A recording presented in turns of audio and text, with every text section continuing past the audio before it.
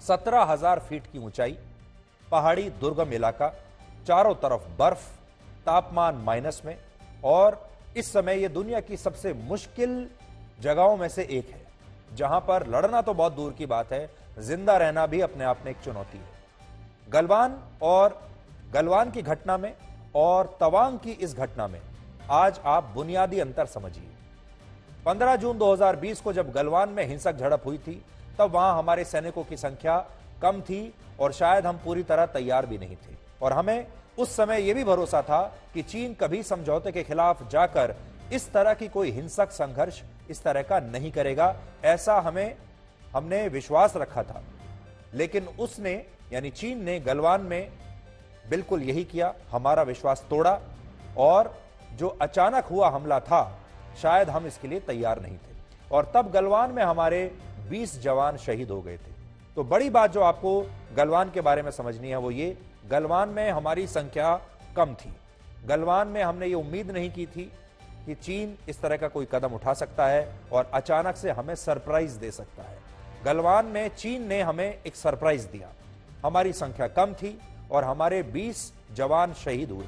यह अलग बात है कि सरप्राइज के बावजूद, संख्या कम होने के बावजूद हमने चीन की सेना को वहां से खदेड़ दिया, लेकिन हमारा भी नुकसान हुआ। यह तो गलवान की बात है। तो तवांग गलवान से अलग कैसे, और इन 2 साल में हमने क्या किया, क्या तैयारी की और हमारी सीख क्या है?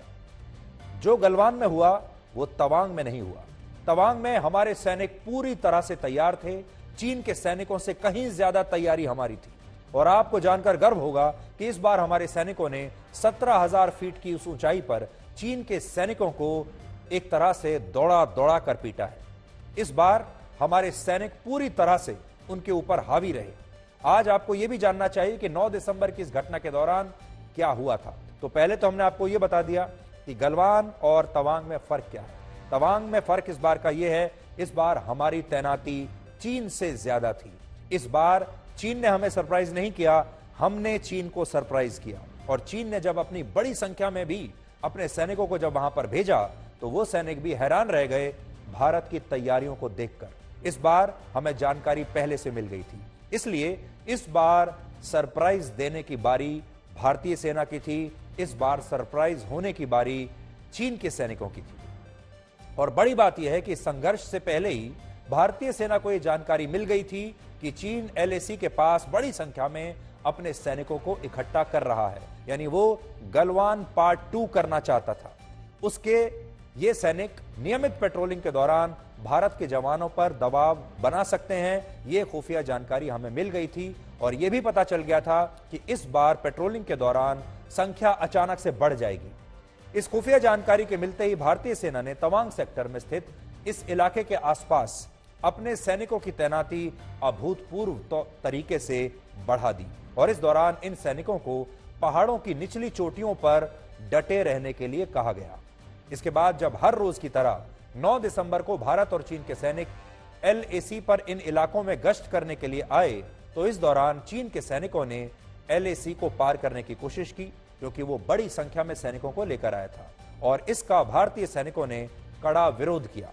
इसके बाद दोनों सेनाओं की पेट्रोलिंग यूनिट्स के बीच तनावपूर्ण स्थिति बन गई।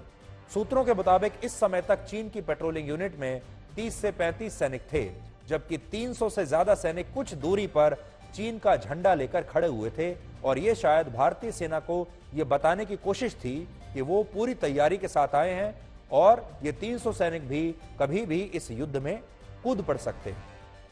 हैरानी की बात यह है कि इस तनाव के बीच चीन के सैनिकों ने पहले पथराव करना शुरू किया, कुछ छोटी चट्टानों को भारतीय सैनिकों की तरफ फेंकने की कोशिश की, और कुछ सैनिकों ने भारतीय जवानों के साथ हाथापाई की। अब क्योंकि भारतीय सेना की कई टुकड़ियां पहले से ही इसके लिए तैयार बैठी थी, इसलिए उन्हें इस घटना की सूचना भेजी गई और पलक झपकते ही भारत के और सैनिक वहां पर इकट्ठा हो गए। यह घटना अलग अलग पॉकेट्स में हुई, जिनमें कुछ जगहों पर दोनों देशों की सेनाओं के बीच सिर्फ धक्का मुक्की हुई, लेकिन 2 पॉकेट्स ऐसी हैं जहां भारतीय सैनिकों ने चीन के जवानों को बुरी तरह से पीटा और उन्हें पीठ दिखाकर भागने पर मजबूर कर दिया। और सबसे बड़ी बात यह कि भारतीय सैनिकों के इस पलटवार के बाद चीन के सैनिक अपनी पोस्ट की तरफ भागने लगे और इस दौरान हमारे सैनिकों ने उनके कुछ सैनिकों को बंदी भी बना लिया, यानी पकड़ भी लिया।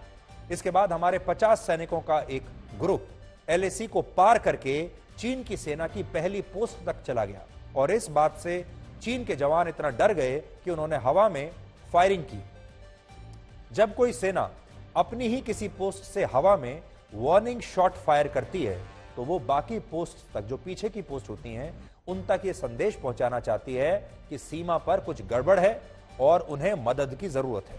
हालांकि इस वार्निंग शॉट के फायर होने के बाद भी भारतीय सेना के जवान इसी चीनी पोस्ट पर, चाइनीज पोस्ट पर मौजूद रहे और इस दौरान उनकी तरफ से चीन के सैनिकों को यह कड़ी चेतावनी दी गई कि अगर वो पेट्रोलिंग करते समय निर्धारित स्थान से आगे आए तो भारतीय सेना इस पर कड़ी प्रतिक्रिया देगी और इस चेतावनी के बाद हमारे जवान अपनी तरफ लौट आए। इस घटना के 2 दिन बाद 11 दिसंबर को दोनों देशों की सेनाओं के बीच एक फ्लैग मीटिंग हुई जिसमें कमांडर स्तर के अधिकारी शामिल हुए। बड़ी बात यह है कि इस पूरी घटना में चीन ने भारत की 1 इंच जमीन पर भी कब्जा नहीं किया। दूसरी बात, भारतीय सैनिकों ने चीन के 300 से ज्यादा सैनिकों को इस हिंसक संघर्ष में पीछे खदेड़ा और इस दौरान चीन के कई सैनिक घायल हुए हैं, जिनमें कुछ सैनिकों की हड्डियां भी टूट गई हैं। इसलिए आज हमने आपको इस पूरी घटना की एक इनसाइड स्टोरी बताई है, लेकिन आपको एक बात याद रखनी चाहिए, यह इलाका दुर्गम इलाका है। ना तो यहां मोबाइल फोन चलते हैं, ना ही यहां संचार का कोई और माध्यम है और वहां पर इन 2 सेनाओं के सैनिकों के अलावा कोई और मौजूद भी नहीं था।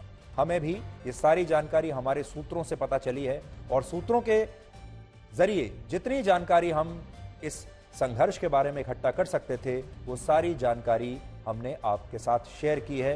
ये सारी जानकारी हमें अलग अलग सूत्रों से मिली है, लेकिन बड़ी बात यह है कि इस बार चीन को यह समझ में आ गया कि जो मंशा उनकी गलवान में थी अब दोबारा ऐसा नहीं कर पाएगी।